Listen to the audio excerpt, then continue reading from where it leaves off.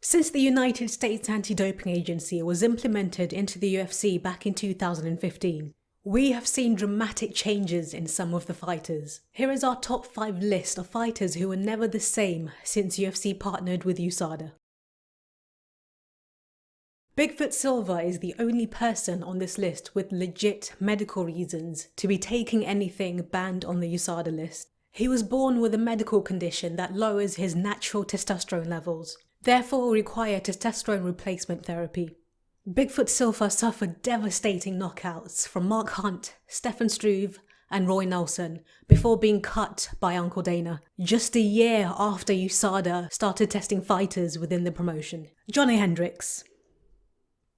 Johnny Hendricks was a top welterweight contender who only had 3 losses before the USADA era, one of which many believe should have been a win against GSP. He was well known for his vicious knockout power and strong wrestling game. He then went on to lose 5 fights out of 6, with his only win being to an already fading Hector Lombard.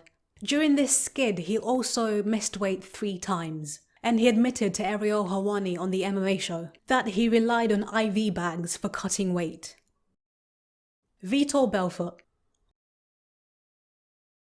I'm here live with Vitor Belfort. One of the longest competing fighters in the UFC, having had his very first fight at UFC 12 in 1997. Throughout the years, he was always known for his impressive physique and dominant raw power.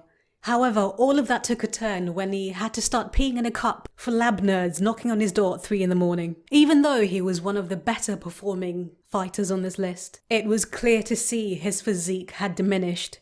Many tried to defend Vitor's deflating body to it simply being a matter of aging.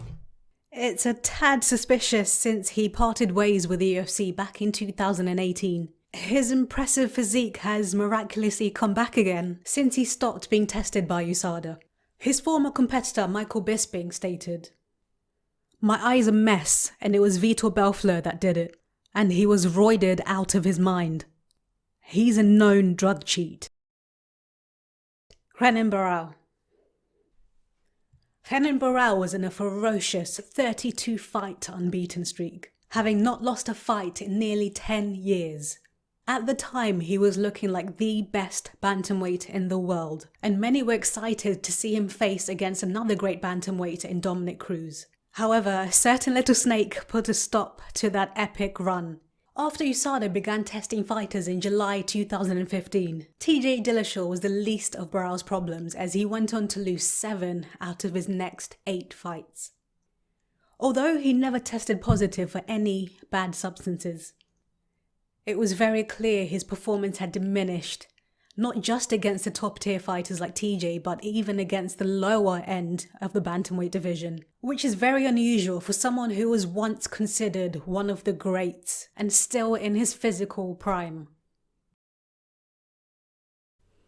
Hector Lombard. Taking the number 1 spot is former Bellator middleweight champion Hector Lombard, who had a ton of hype behind him as he came into the UFC. For the most part, he did live up to that. That is until his 35th professional career win and last ever win in the UFC got overturned after testing positive for metabolic steroids. He received a pretty hefty 53 grand fine, as well as a 1-year suspension from the sport.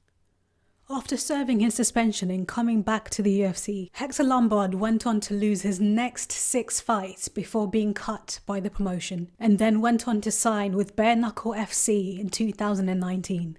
A very surprising turn to his career considering he was already being considered as one of the greats while he was still Bellator middleweight champion.